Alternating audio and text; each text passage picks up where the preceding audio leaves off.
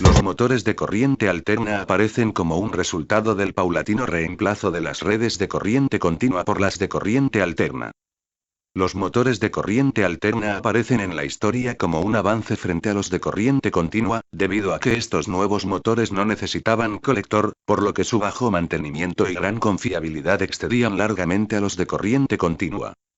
Los responsables de este avance científico fueron sin duda Nicolás Tesla, que fue quien diseñó la primer red de corriente alternada. Y George Westinghouse, que fue quien financió esa primera instalación.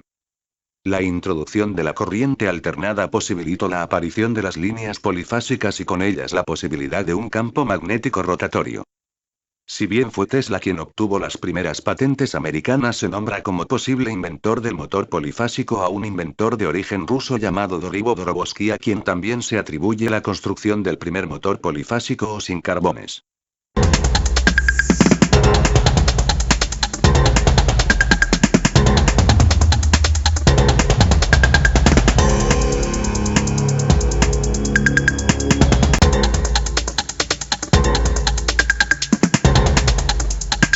Un alternador o generador de corriente alterna es básicamente una espira, o un conjunto de espiras que giran dentro de un campo magnético más o menos uniforme.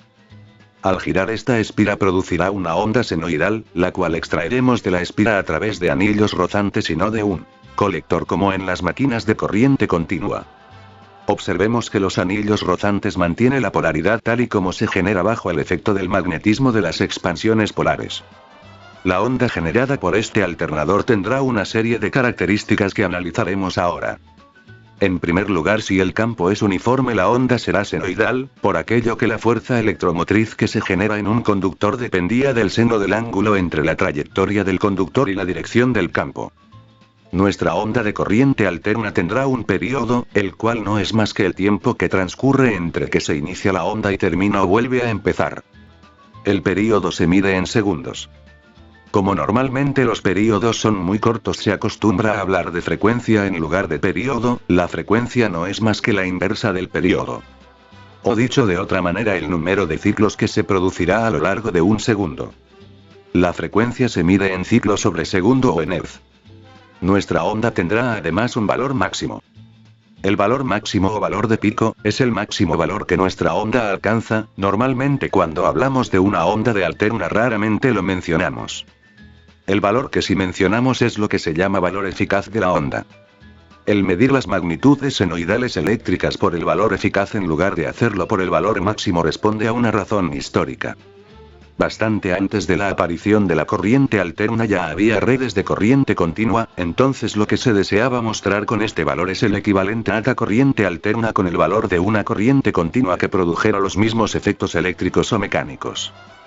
La relación entre el valor eficaz y el valor de pico en una onda senoidal es de 0,707. Es decir, nuestra onda sería equivalente a una tensión continua del mismo valor que el valor eficaz.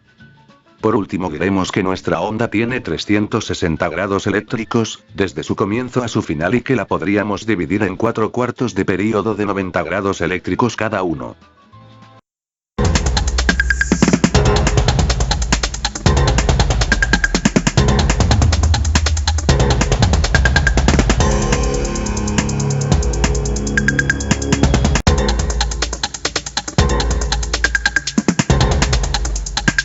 En esta forma de representación, nuestra onda es simplemente un vector que rota alrededor del punto de masa o de referencia.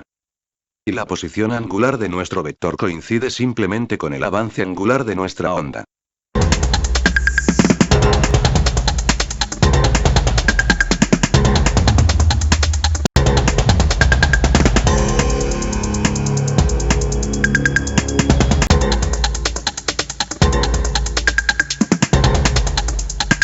Teniendo la posición de nuestro vector, podemos conocer el valor que tendría nuestra onda, simplemente multiplicando el valor de la longitud del mismo por el seno del ángulo que, en ese momento, tiene el vector, lo cual nos dará la amplitud que en ese instante tiene la onda. Nuestro vector puede corresponder tanto al valor máximo como al valor eficaz de nuestra onda en forma indistinta.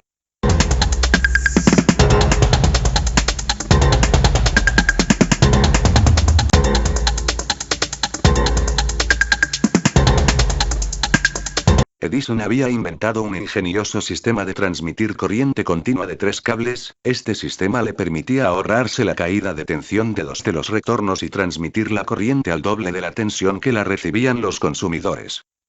El sistema consistía en 2 generadores de corriente continua de igual tensión conectados en serie. Ambos generadores sumados producían una tensión de 440 volts sobre la línea roja. Edison agrega un tercer conductor y lo conecta a tierra. Edison ahora conectaba a sus clientes entre la línea de tierra y una de las líneas de 440 volt, de esa manera los clientes recibían 220 volt. Pero observemos lo que pasa con las corrientes. Para el primer consumidor la corriente sobre el conductor superior fluirá hacia él. Y debería volver por el conductor central. Para el segundo consumidor en cambio la corriente debería fluir por el conductor central y volver sobre el inferior. Es decir, si las cargas de los consumidores son iguales, sobre el conductor central no habrá corriente.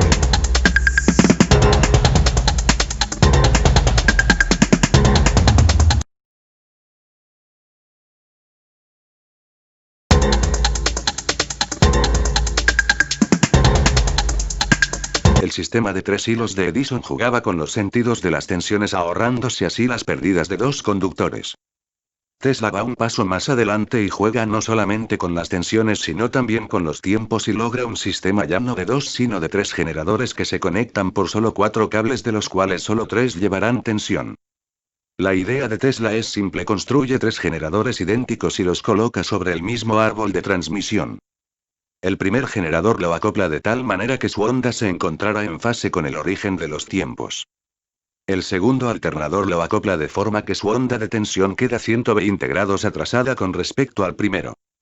El tercer alternador lo monta de modo que quede 120 grados atrasado con respecto al segundo o 240 grados con respecto al primero. Si ahora nosotros sumamos las 3 tensiones en cualquier instante arbitrario veremos que la sumatoria de las 3 tensiones es 0, lo cual nos permitirá conectar los 3 alternadores a un único cable, el cual llamaremos neutro y siempre que las cargas sean iguales por este conductor no circulará corriente.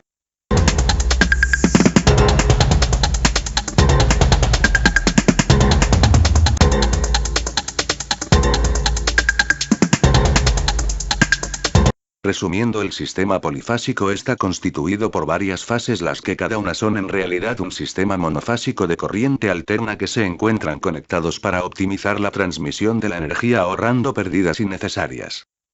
Cada una de las fases se encontrará desfasada en el tiempo 360 sobre n grados, siendo n el número de fases.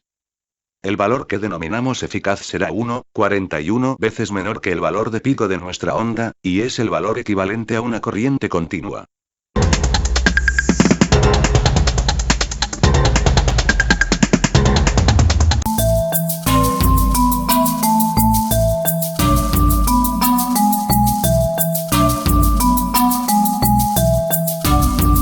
Analizaremos ahora qué ocurre cuando aplicamos a una bobina una corriente y esa corriente varía en el tiempo.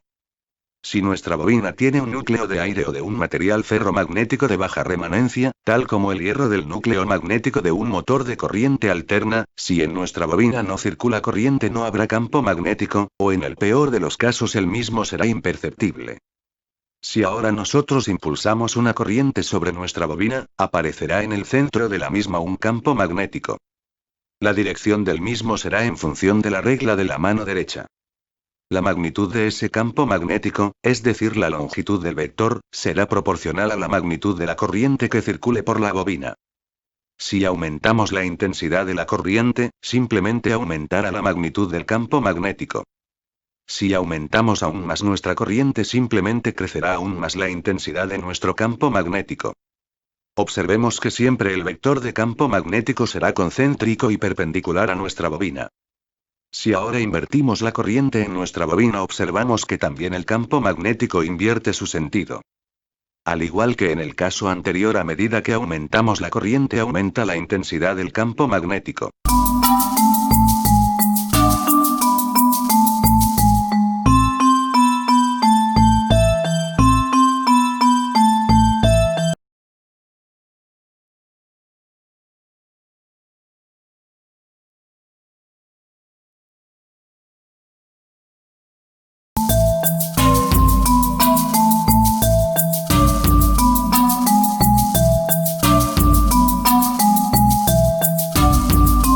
Si ahora vemos nuestra bobina en corte. Por la rama derecha la corriente entrará hacia el plano, mientras que por la rama de la izquierda la corriente saldrá desde el plano. Como consecuencia de esta corriente aparecerá un campo magnético con la dirección indicada. Es decir, nuestro campo magnético se comportará como un sacacorchos que avance a derechas. Pero en todos los casos el flujo magnético será coincidente con el eje de la bobina.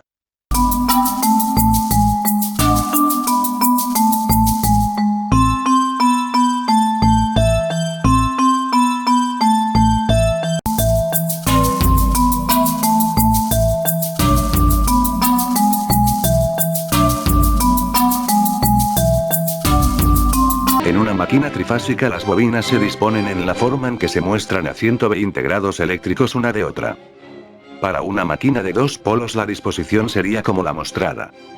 Si ahora a nuestras bobinas las excitamos con un sistema de corrientes trifásicos tendremos un sistema de 3 bobinas desfasadas en el espacio 120 grados, las cuales excitaremos con un sistema de corrientes desfasados en el tiempo también 120 grados. En términos generales diríamos que tenemos un sistema de bobinas desfasados 360/n grados en el espacio recorrido por un sistema de corrientes desfasadas 360 grados/n en el tiempo, siendo n el número de fases.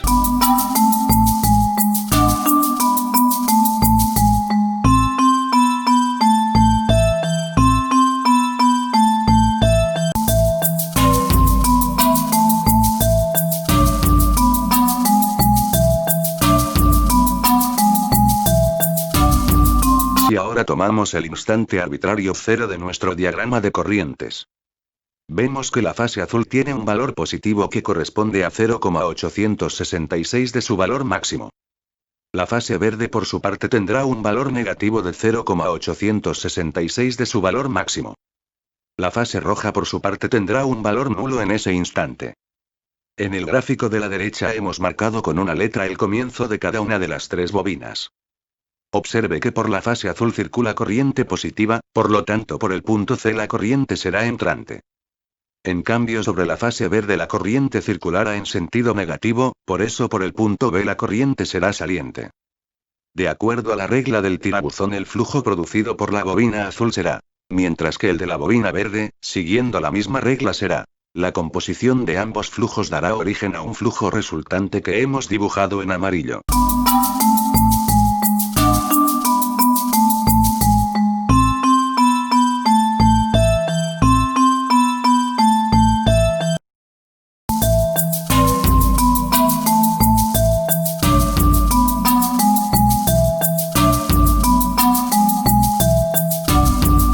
Avanzamos ahora en el tiempo al instante 3. En él, por la bobina azul no circulará corriente, siendo ahora 0,866 positiva la bobina roja y negativa en 0,866 la bobina verde. Si componemos los vectores de campo resultantes nos quedará. Es decir, nuestro vector resultante en amarillo se ha mantenido con un valor constante de 1,5 veces el valor máximo de cualquiera de las ondas de flujo generadas por las corrientes, y se ha desplazado 60 grados en el sentido contrario a las agujas del reloj.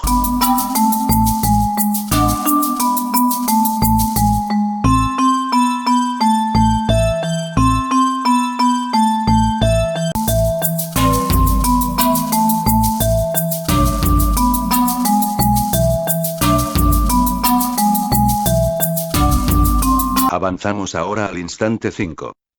Ahora la fase verde ha tomado un valor 0. Mientras que la fase roja ha tomado un valor 0,866 positivo y la fase azul ahora tiene 0,866 negativo.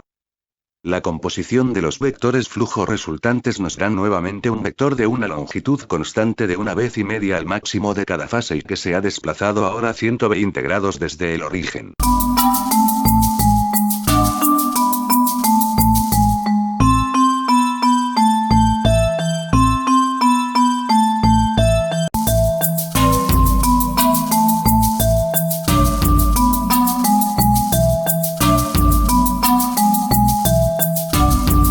Avanzamos hasta el instante 7. Aquí la fase roja pasará por 0. Mientras que la fase verde tendrá un valor de 0,866 positivo y la fase azul un valor de 0,866 negativo. Si ahora componemos los vectores resultantes nuevamente tendremos un vector de longitud 1,5 y que ha girado ahora 180 grados. Observe también que el diagrama de las tres fases ha avanzado el mismo ángulo que se ha desplazado el vector resultante.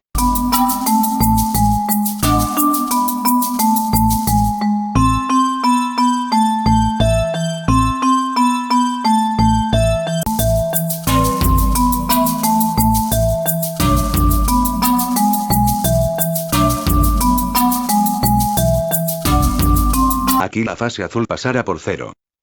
Mientras que la fase verde tendrá un valor de 0,866 positivo y la fase roja un valor de 0,866 negativo. Si ahora componemos los vectores resultantes nuevamente tendremos un vector de longitud 1,5 y que ha girado ahora 240 grados.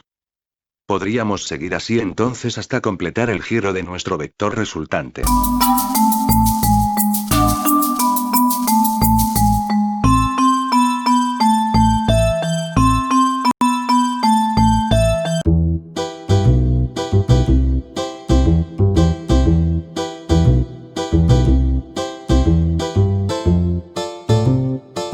Si lo que hemos visto hasta ahora lo resumimos y representamos en forma continua obtendremos un vector campo magnético rotatorio que girará acorde a la velocidad angular que le imponga el circuito trifásico, es decir a la frecuencia de este último. Observe que el vector resultante es 1,5 veces más grande que cada uno de los vectores monofásicos que lo crea. Mientras que la velocidad del mismo será la frecuencia dividida el número de pares de polos. Las condiciones para que se cree un campo magnético rotatorio son entonces, tener un sistema de n fases, las cuales generarán un sistema de n corrientes, desfasadas 360 sobre n grados, las cuales excitarán a un sistema de n bobinas desfasadas 360 sobre n grados en el espacio.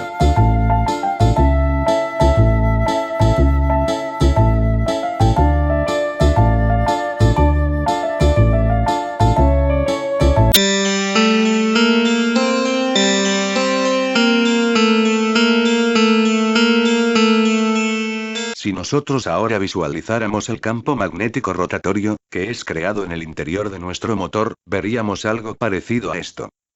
Es como si tuviéramos en el estator de nuestro motor un imán permanente que girará a la velocidad de ese campo magnético rotatorio. Si ahora nosotros colocamos un conductor en el interior del estator de nuestro motor, sobre el mismo aparecerá una fuerza electromotriz, la cual será consecuencia del movimiento del campo magnético respecto de nuestro conductor. Si aplicamos ahora la regla de la mano derecha, esa corriente será como la mostrada. Mientras solo tengamos un conductor tendremos únicamente una tensión, pero no habrá corriente. Si ahora reemplazamos nuestro conductor por una espira cerrada, la tensión inducida por el campo magnético rotatorio provocará una corriente. Esta corriente a su vez por su interacción con el campo magnético provocará una fuerza sobre cada uno de los conductores, la cual será proporcional a la corriente que los atraviesa. Y que si aplicamos la regla de la mano izquierda, las fuerzas resultantes serán como las mostradas.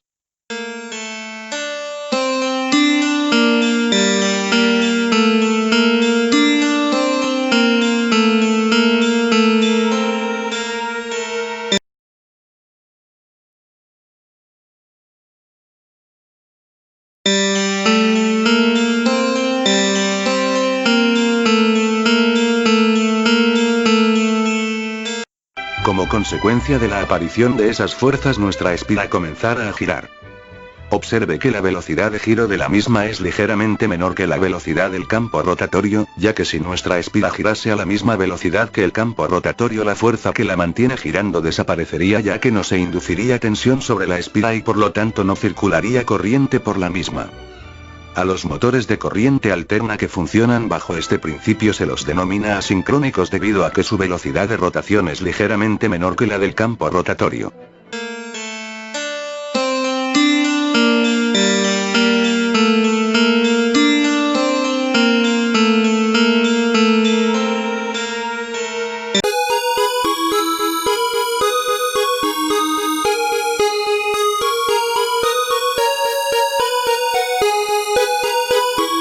Observemos que en nuestro motor existen dos velocidades.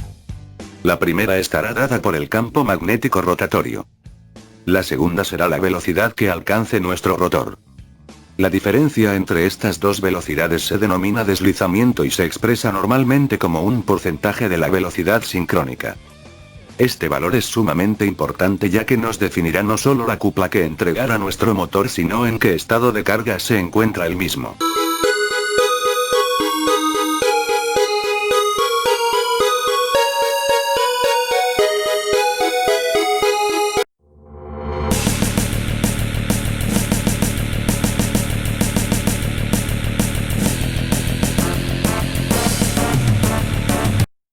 Un motor asincrónico de jaula de ardilla como el mostrado es un dispositivo extremadamente compacto y confiable. La gran confiabilidad que tienen estos motores está dada porque prácticamente tiene una única pieza móvil que es el propio rotor. En la figura observamos un motor asincrónico con jaula de ardilla refrigerado por aire.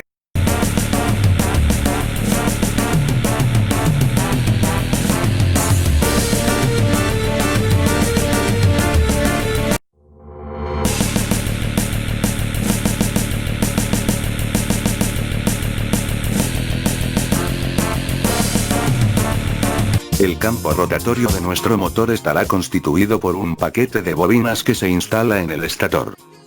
El rotor de nuestro motor estará formado por un eje que sostiene un paquete de láminas magnéticas dentro de la cual se encuentran los conductores que forman la jaula de ardilla. La jaula de ardilla que puede estar constituida de cobre o de aluminio son los conductores sobre los cuales actuará el campo magnético rotatorio. Esta jaula está constituida por una serie de conductores longitudinales al motor que se cortocircuitan en los extremos a través de los anillos de cortocircuito.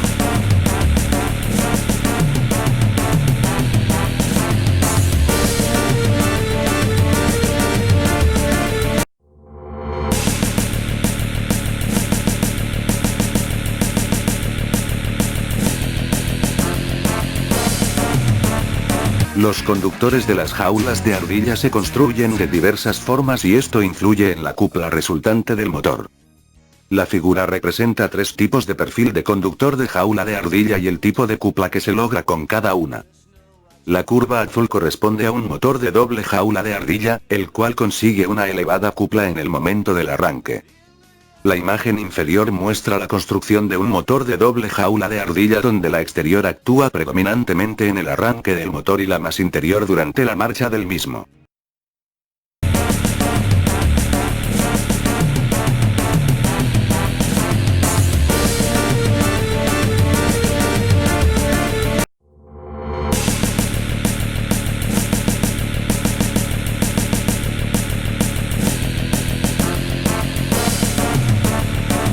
Otra forma constructiva muy utilizada en la construcción de la jaula de ardillas es la denominada de ranuras profundas, en la cual las barras redondas de la jaula se reemplazan por barras de cobre de sección rectangular. En las mismas la barra se va cargando a medida que la máquina aumenta velocidad.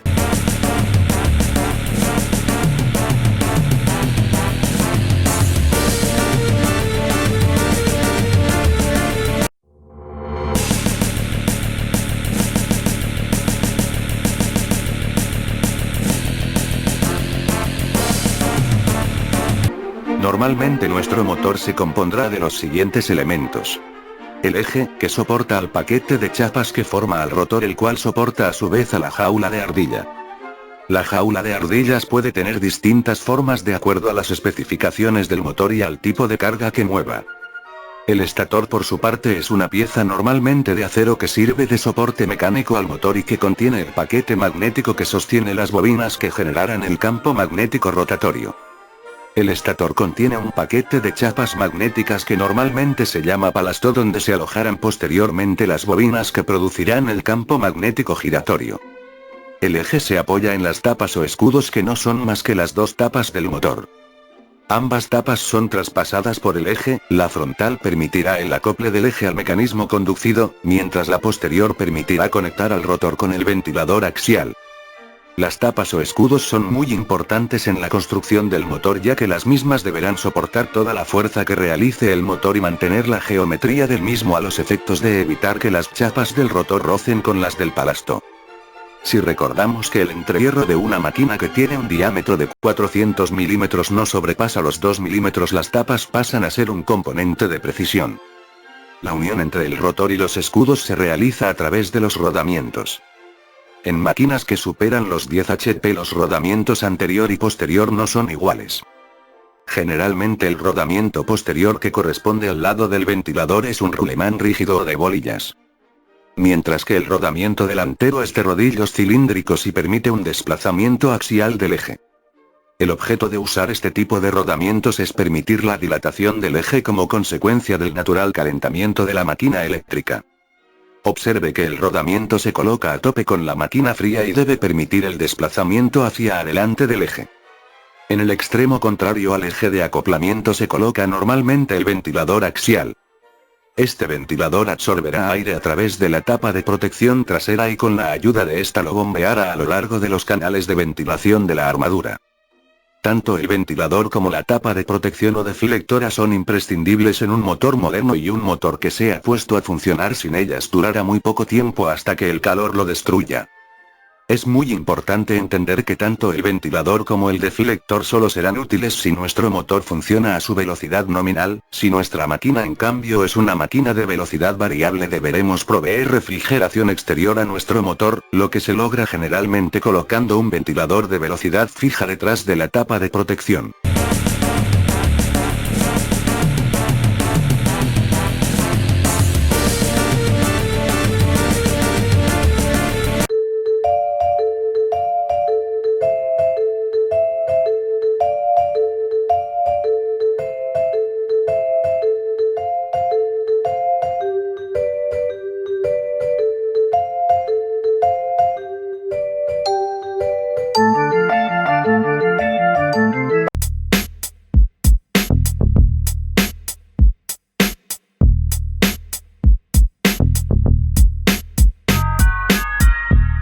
Sincrónico puede funcionar en tres modos distintos.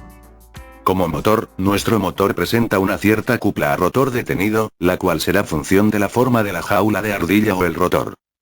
En este régimen presentará una cupla máxima cuando se encuentre entre el 50 y el 75% de la velocidad de sincronismo. El punto de trabajo, que dependerá de la carga mecánica que arrastre nuestro motor, se encontrará al 75 u 80% de la velocidad de sincronismo. La cupla será cero al llegar nuestro motor a la velocidad de sincronismo. En el régimen de motor el rotor de nuestra máquina girará en el mismo sentido que el campo magnético pero ligeramente más despacio que él. En este régimen el valor del deslizamiento S se encontrará entre 0 y 1.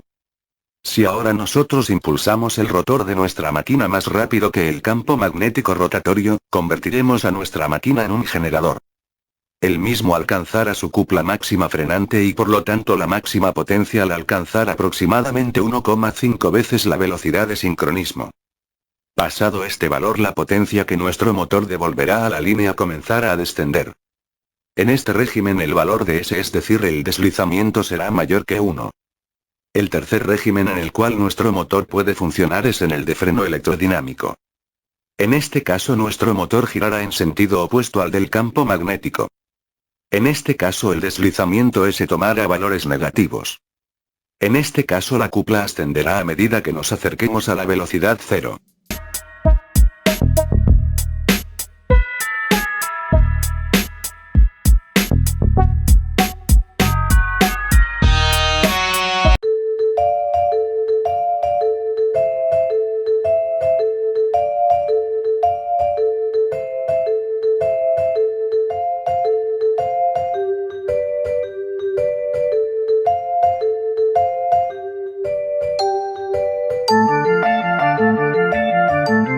Hay dos formas de hacer trabajar un motor asincrónico como freno.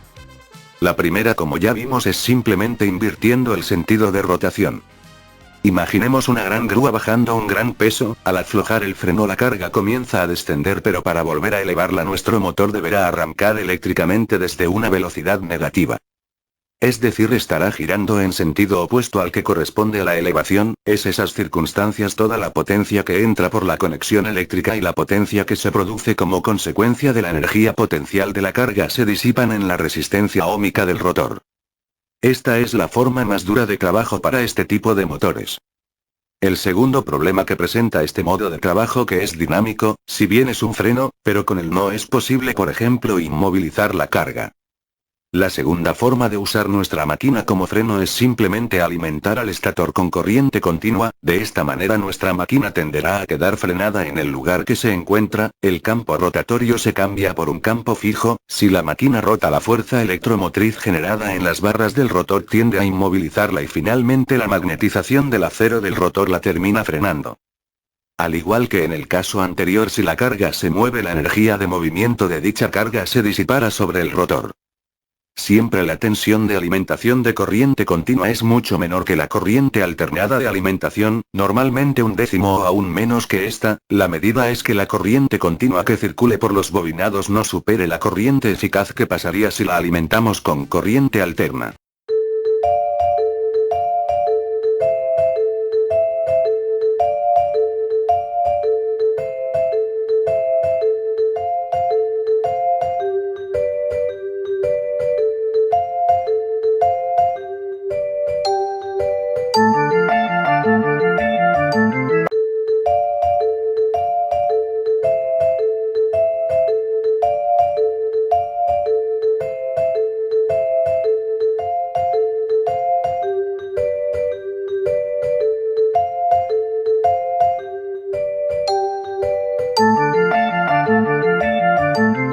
La aplicación más extendida de una máquina asincrónica es su uso como motor de velocidad fija. Esto se debe a que estas máquinas fijan su valor de rotación como un valor muy próximo a la velocidad de rotación del campo giratorio. En la figura se muestra un enrollador de película constituido por 3 motores asincrónicos de velocidad variable. Es posible, sin embargo, usar estas máquinas como unidades de velocidad variable utilizando electrónica de potencia. Para ello transformaremos nuestra corriente alternada en una corriente continua y luego esta la volveremos a transformar en una corriente alternada de frecuencia variable de acuerdo a nuestra necesidad. Para poder usar un motor asincrónico como motor de velocidad variable, sin embargo, deberemos respetar ciertas reglas. Primero deberemos respetar las necesidades de refrigeración de nuestro motor. Para ello generalmente debemos suministrar refrigeración exterior en forma de un flujo de aire dado por un ventilador exterior. Segundo, deberemos respetar la relación tensión-frecuencia, es decir, si disminuimos la frecuencia para que nuestro motor gire más despacio simultáneamente deberemos disminuir la tensión para evitar que nuestro motor se queme y simultáneamente poder mantener el par.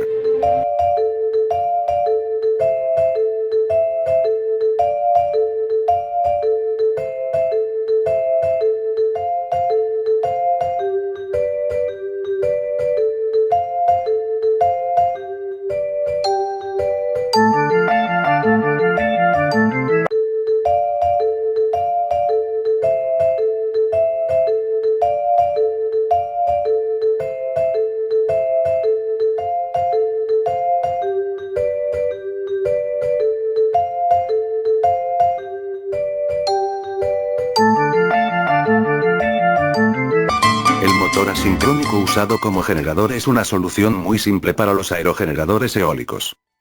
Simplemente hay que esperar a que la velocidad del mismo supere la velocidad sincrónica y se los conecta a la red, lo cual permite incrementar la potencia disponible si disponemos de una conexión a una red de barras infinitas o a algún otro generador que nos proporcione la referencia de frecuencia. Pero en usos mucho menos sofisticados, por ejemplo en la bajada de un ascensor, también podemos aprovechar la ventaja de estos motores y devolver a la red la energía del descenso de nuestros equipos, si contamos con los accesorios adecuados. Sin embargo, la aplicación más interesante que tiene esta función de los motores asincrónicos es dentro de entornos reducidos que no se encuentran conectados a barras infinitas. Un uso típico son los equipos de aire acondicionados usados en ciertos trenes. Estos equipos están alimentados por una fuente de potencia muy limitada. Los equipos generalmente son alimentados por variadores trifásicos que a partir de una corriente continua generan una corriente alterna trifásica. Para permitir el arranque de los motores con cargas más pesadas, estos ingenios recurren a una estrategia muy simple y muy eficaz. Cuando reciben la orden de poner en marcha el compresor, que es el equipo más pesado, durante un par de segundos aumentan la frecuencia del conjunto de motores del grupo, ventiladores, forzadores, etc. Esto hace que esos motores aumenten su velocidad, acto seguido conectan la carga pesada y simultáneamente bajan la frecuencia a un valor ligeramente inferior al nominal. Al bajar la frecuencia, los motores que antes habían acelerado no pueden instantáneamente bajar la velocidad y durante un instante se convierten en generadores, y ese instante es aprovechado para arrancar la carga más pesada, que como dijimos es generalmente el compresor. Es entonces que durante ese breve instante fluyen hacia la carga que está iniciando su marcha no solo la energía del generador sino la de todos los motores que durante ese instante se encuentran descendiendo su velocidad.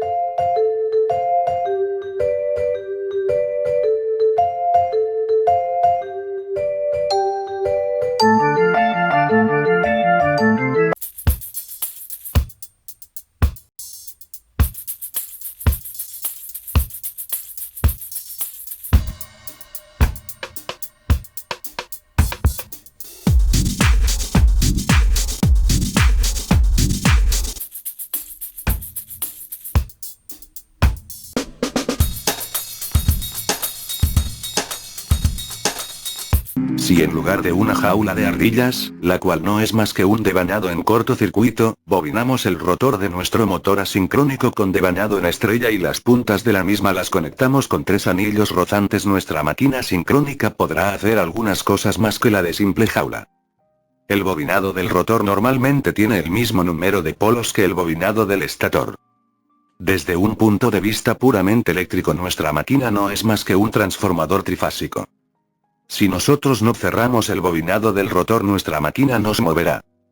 Pero si podemos cerrar gradualmente el bobinado secundario hasta terminar en un cortocircuito, cuando lleguemos a este estado nuestra máquina se comportará como una máquina de rotor en cortocircuito. Pero también podemos extraer corriente del secundario de nuestra máquina. Si la máquina está detenida, la tensión será función de la relación del número de espiras del estator y el rotor y la frecuencia será la misma que la del estator. Pero si permitimos o aún hacemos que nuestro rotor gire, la frecuencia que obtendremos en nuestro rotor será función de esa rotación, o mejor dicho, de la relación entre la velocidad de nuestro campo magnético rotatorio y del de nuestro rotor.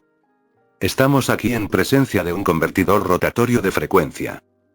Si en cambio trabamos nuestro rotor y solo lo dejamos mover un cierto ángulo, nuestra máquina se habrá convertido en un regulador de tensión, ya que al variar el ángulo entre rotor y estator estaremos variando el ángulo entre la tensión primaria y la secundaria, lo cual nos permite usar nuestra máquina como un regulador de tensión.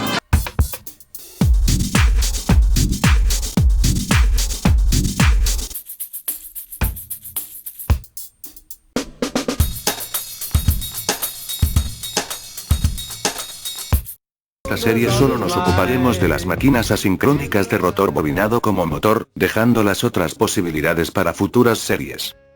En el momento del arranque, nuestra máquina se encontrará con el bobinado del rotor a circuito abierto. La cupla al no circular corriente por el rotor será prácticamente cero. Nuestra máquina se encontrará conectada a una carga mecánica que le impondrá una cierta resistencia que se traduce en una cupla resistente, por ejemplo un agitador, la cual será máxima al estar detenida e irá disminuyendo al comenzar a girar. Como no circula corriente por el rotor, la cupla motora de nuestra máquina será igual a cero. En el momento que conectemos nuestra máquina, la cupla será función de la corriente y por lo tanto de la resistencia que pongamos en serie con el rotor, en nuestro caso alcanzará el valor de la cupla máxima.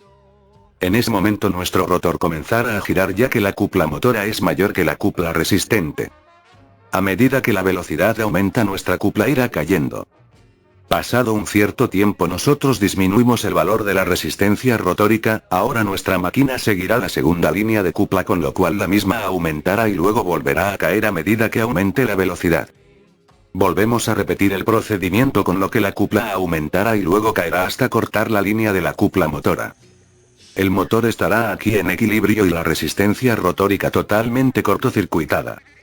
Este tipo de arranque se utiliza en aquellos casos que la carga a mover sea muy pesada o como en el presente que sea máxima estando la máquina detenida.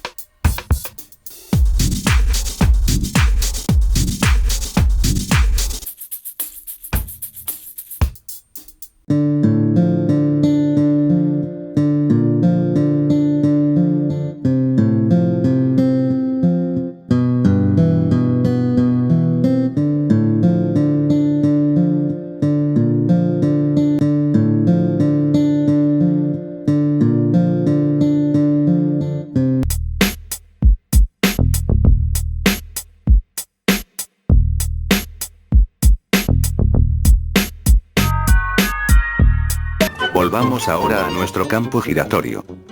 Ahora en lugar de poner un conductor en el interior del mismo colocaremos un imán permanente. Nuestro imán será arrastrado por el campo rotatorio a medida que éste va avanzando. A diferencia de la máquina asincrónica, ahora nuestro rotor girará exactamente a la misma velocidad que nuestro campo rotatorio. A diferencia del asincrónico que giraba más lentamente que el campo rotatorio, nuestro motor sincrónico gira ahora a la misma velocidad que ese campo. La otra diferencia que vemos es que nuestro motor no es capaz de arrancar solo, no tiene cupla de arranque y solo llegará a la velocidad sincrónica si lo impulsamos externamente.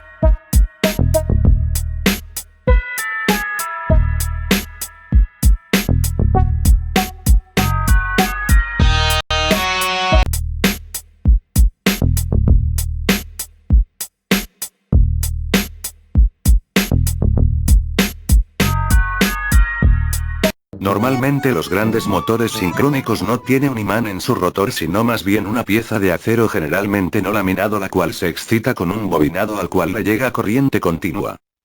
Los rotores pueden ser de polos salientes o lisos y deben ser alimentados con corriente continua. Mientras que el estator es análogo al de las máquinas asincrónicas. Las máquinas de baja velocidad usan polos salientes, mientras que las de velocidad más alta usan rotores lisos. Las máquinas de rotor liso en general son más difíciles de fabricar y se las reserva para el uso en turboalternadores. Las de polos salientes en cambio se utilizan en máquinas que giran a menor velocidad. Las máquinas de polos salientes también se las denomina motores de reluctancia variable debido a que el entrehierro no se mantiene constante como en las de rotor liso. Si bien las máquinas sincrónicas son reversibles, su uso más generalizado es en la generación de energía, ya que son capaces de entregar energía reactiva a la red. También acostumbra a usárselas como compensadores de fase, ya que es posible usarlas como motor y que presenten un coseno phi capacitivo.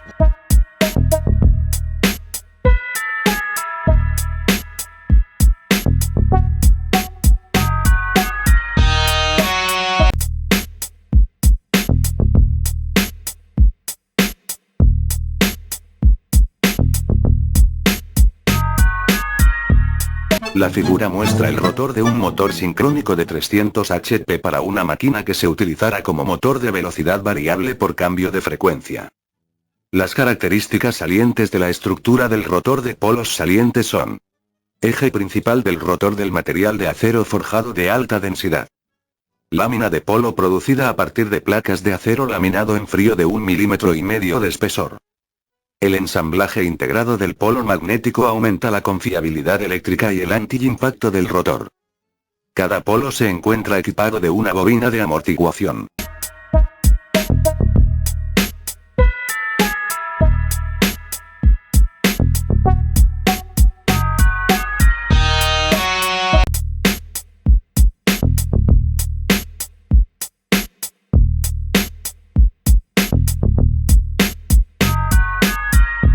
Los rotores de las máquinas sincrónicas de baja velocidad se construyen a partir de un eje de acero macizo normalmente forjado sobre el cual se colocan las expansiones polares. La máquina sincrónica no tiene cupla de arranque, por lo cual se acostumbra colocar en la periferia de los polos un devanado amortiguador que hace las veces de una jaula de ardilla y que facilita el arranque. El devanado amortiguador tiene también otra función muy importante en el caso de los alternadores, donde actúa como un amortiguador eléctrico para compensar las oscilaciones entre máquinas conectadas en paralelo.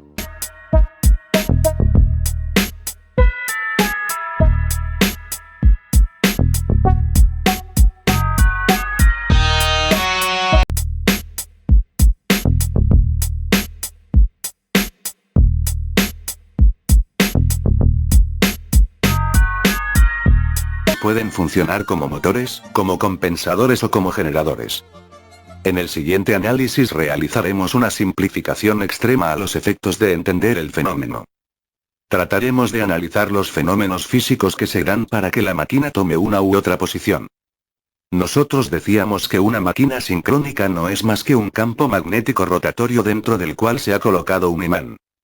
Partiremos de esa analogía para explicar cuándo la máquina es un motor y cuándo un generador. Si a nuestra máquina no le aplicamos carga mecánica ni ejercemos un par motor sobre el eje, nuestra máquina se comportará más o menos como lo muestra la figura. El campo magnético del imán permanente no ejerce ninguna acción sobre el campo magnético rotatorio, decimos que nuestra máquina se encuentra en vacío. Supongamos que nuestra máquina se encuentra conectada a una línea de tensión U. Como consecuencia de nuestro imán sobre nuestra máquina habrá un flujo, que estará producido por la magnetización que dio lugar al campo magnético rotatorio a la que habremos sumado el aporte de nuestro imán permanente. Al igual que en el caso del transformador, nuestro flujo se encontrará atrasado respecto de la tensión y en fase con la corriente que lo creó. El flujo creará una tensión E que se opondrá a la tensión de la red. La diferencia entre la tensión E generada por la máquina y la tensión U heredada por la red se cubre con la caída de tensión que se produce en el bobinado de la máquina. A los efectos de simplificar el esquema solo consideraremos la caída de tensión inductiva, ya que la resistiva es de solo el 2 o 3% y la podemos considerar despreciable. Observemos que la corriente está a 90 grados de esa caída de tensión, y que la corriente está atrasada con respecto a esa caída. Decimos aquí que nuestra máquina se encuentra subexcitada y, como muestra el diagrama, la corriente, si despreciamos las pérdidas, será totalmente deguatada, es decir, no habrá intercambio de potencia activa con la red. Observe que la corriente ha quedado 90 grados atrasada con respecto a la línea. Si nosotros ahora aumentamos la excitación, aumentando la corriente continua que alimenta al rotor, aumentará el flujo.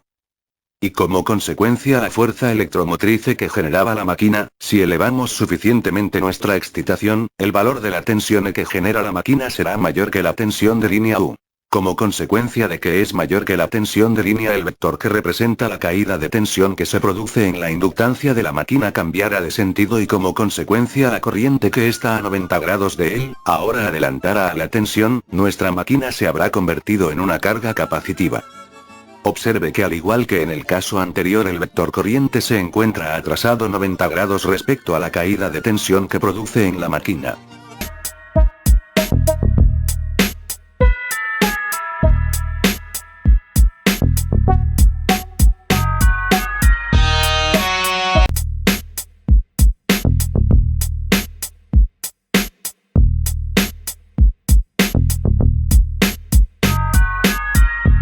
Siempre simplificando en extremo los fenómenos que describimos, podemos decir que el circuito eléctrico equivalente de nuestra máquina sincrónica sería: los bornes exteriores de la máquina serían los representados a izquierda y sobre ellos aplicaremos la tensión de línea.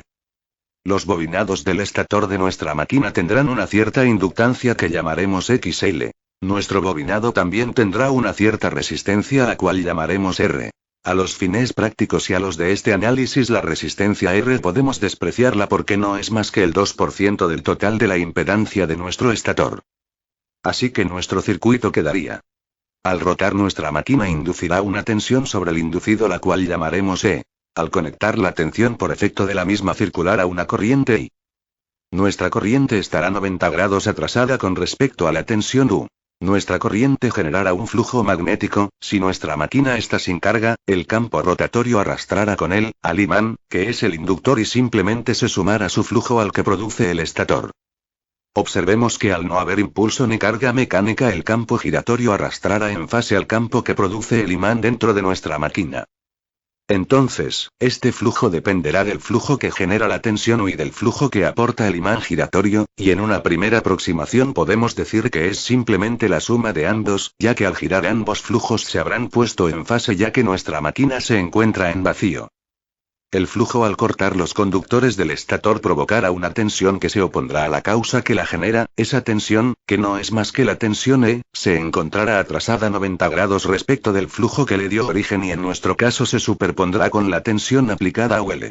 Observemos que la magnitud de la tensión E generada dependerá de la magnitud del campo magnético. Si nosotros aumentamos la excitación de la máquina, es decir, la corriente continua que estamos poniendo en el rotor, simplemente aumentará el flujo y con ello aumentará la tensión que genere la máquina. De la misma manera, si disminuimos la excitación, el flujo decaerá y la tensión generada por la máquina volverá a bajar. Observemos que nuestro circuito equivalente no es más que una inductancia entre dos fuerzas electromotrices. Si esas fuerzas electromotrices son distintas, circulará corriente en uno u otro sentido y podremos decir que sobre nuestro inductor caerá una tensión que será igual al producto de la XL por la corriente que la atraviesa. Esta tensión, como no podría ser de otra forma, es la que, sumada a la tensión que da la máquina, alcanza el valor de la tensión que tenemos en bornes. Recordemos que estos fenómenos se dan estando nuestra máquina en vacío, como veremos luego al cargar nuestra máquina o al hacer que la misma genere potencia activa, los fenómenos que se dan en su interior no serán iguales.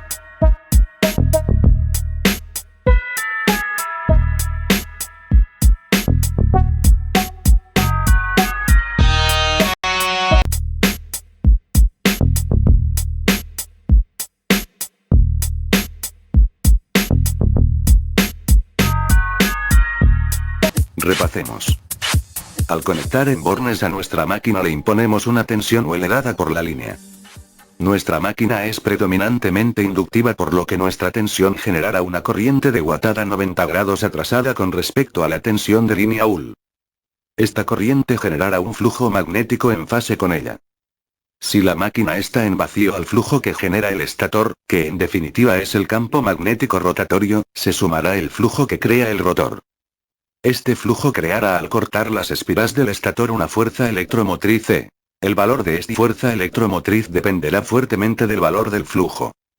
Sobre el bobinado de nuestra máquina se establecerá una caída de tensión inductiva, es decir XL por I, la cual se encontrará 90 grados adelantada a la corriente que la produjo y que cubre la diferencia entre la tensión interna de la máquina y la tensión O que aplicamos en sus bornes.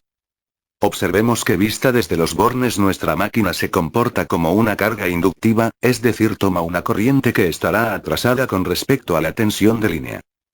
Si nosotros ahora incrementamos la corriente de excitación, crecerá el flujo, ya que nuestro flujo rotor simplemente se suma al campo magnético rotante. El aumento del flujo provocará un aumento de la tensión E, y en consecuencia una disminución de la caída de tensión XL por I, y en consecuencia una disminución de la corriente.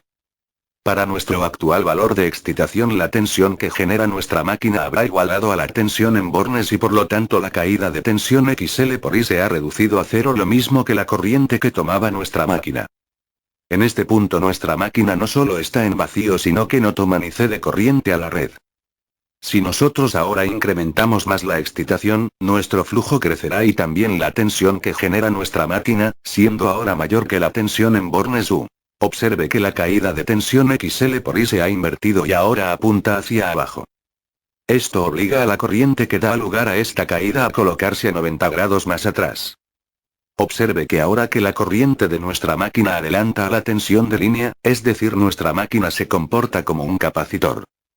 Este fenómeno implica varios hechos muy importantes. El primero es que no ocurre como en las máquinas de corriente continua, que variando la excitación se variaba el estado de carga de un generador.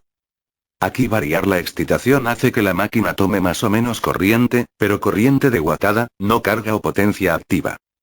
La corriente que atraviesa la máquina no dependerá de la carga sino del estado de excitación.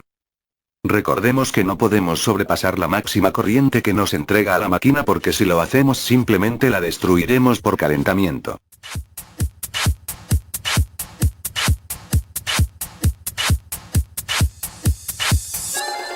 En base a lo expuesto, Morday trazó las que hoy se conocen como curvas en nube. Él en un plano graficó la corriente que mediría un amperímetro en el eje vertical. Recordemos que el amperímetro mide la corriente aparente, es decir, la composición entre la activa y la reactiva. En el eje horizontal, graficó luego la corriente de excitación de la máquina.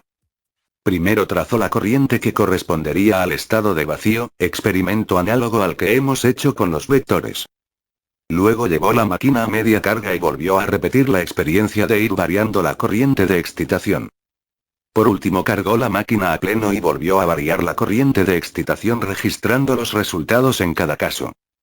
Morday nos muestra claramente con sus curvas que variando la excitación no variamos el estado de carga mecánica ni de potencia activa de la máquina, pero sí podemos hacer que la máquina se comporte ya sea como una carga inductiva o capacitiva según sub o sobreexcitemos nuestra máquina.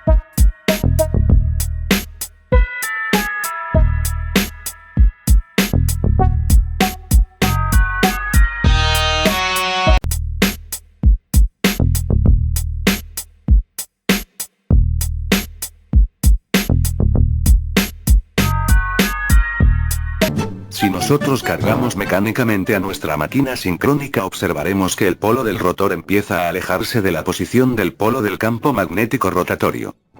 El fenómeno es como si el campo magnético giratorio arrastrase al imán permanente o rotor.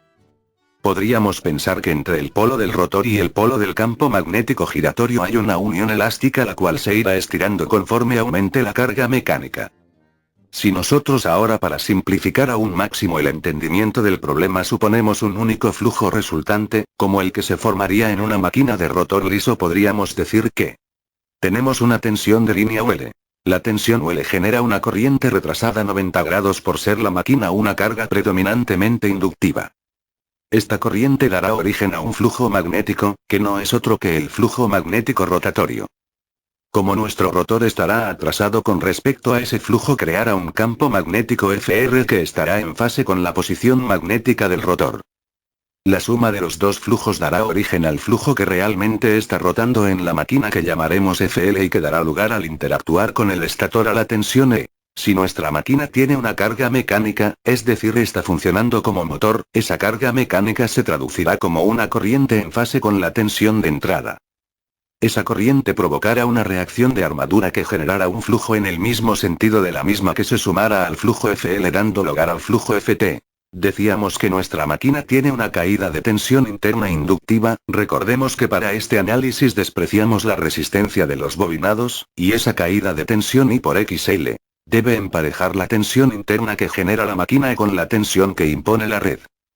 La red dará la corriente IL, que estará compuesta por la componente activa que consume el motor y la componente reactiva IR, de naturaleza inductiva en nuestro caso. Observe que la componente IR de la corriente dará el flujo necesario para que la caída XL por I compense en la diferencia entre la tensión de línea y la tensión que produce nuestra máquina. En este caso nuestra máquina estará tomando potencia reactiva, es decir, se comporta como una carga inductiva. Observe que el ángulo entre el flujo que corresponde al campo giratorio y el flujo que corresponde al rotor lo hemos llamado θ, y nos da una idea de la carga mecánica de la máquina y de la estabilidad de marcha de la misma. Decíamos que el ángulo θ corresponde al desfasaje entre el campo magnético del rotor y el campo magnético rotatorio. Decíamos también que esta unión se comporta como un vínculo elástico y una excesiva carga mecánica puede llegar a romper este vínculo. El ángulo θ nos da una idea de estos fenómenos.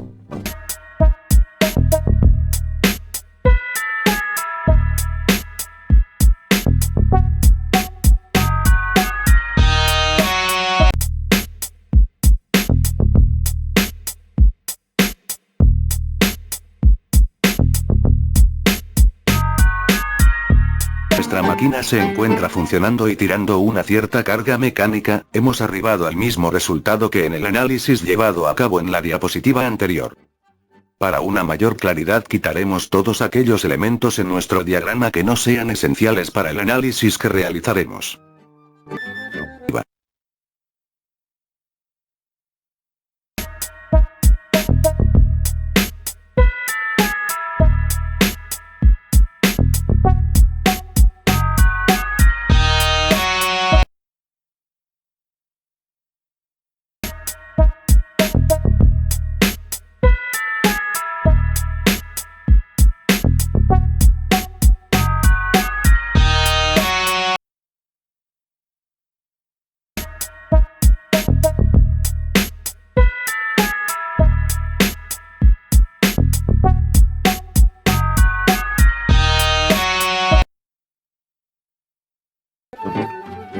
Observemos que en nuestro diagrama ha quedado la F, M, R, que es la fuerza magnética resultante total, teniendo en cuenta la reacción de inducido, el campo magnético rotante y el aporte de la excitación.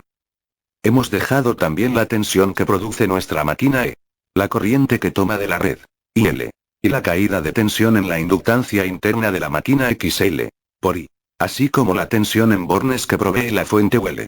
Si nosotros ahora aumentamos la excitación, ocurrirán varias cosas en nuestra máquina. La primera, evidentemente, que aumentará la longitud del vector FR. Si la máquina no ha llegado a la saturación magnética, si en cambio ya ha alcanzado este estado, el aumento de la excitación lo único que provocará es más calor en el interior de la máquina. Pero si no llegamos a la saturación, También aumentará la fuerza mecánica de ese campo magnético, por lo cual se reducirá el ángulo teta, es decir, el ángulo entre el rotor y el campo magnético giratorio. Por su parte, como consecuencia del aumento de la excitación, crecerá la fuerza magnética resultante y se tenderá a poner más en fase con el flujo de magnetización, ahora no mostrado. Este aumento en la magnitud de la intensidad del campo magnético rotante aumentará también la fuerza electromotriz E, generada por la máquina.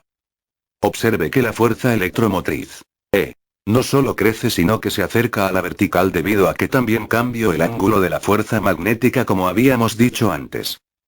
Ahora la caída de tensión en el interior de la máquina tomará el siguiente valor, como no podría ser de otra manera, ya que debe congeniar la fuerza electromotriz que genera la máquina con la que impone la red. La corriente que toma la máquina debe estar a 90 grados de esa caída de tensión, por lo que nuestra corriente ahora tomará la posición que se indica. La corriente de carga se encuentra ahora delante de la tensión. Nuestra máquina, aparte de mover la carga mecánica que impulsa, también nos está corrigiendo el coseno phi, ya que su carga es capacitiva.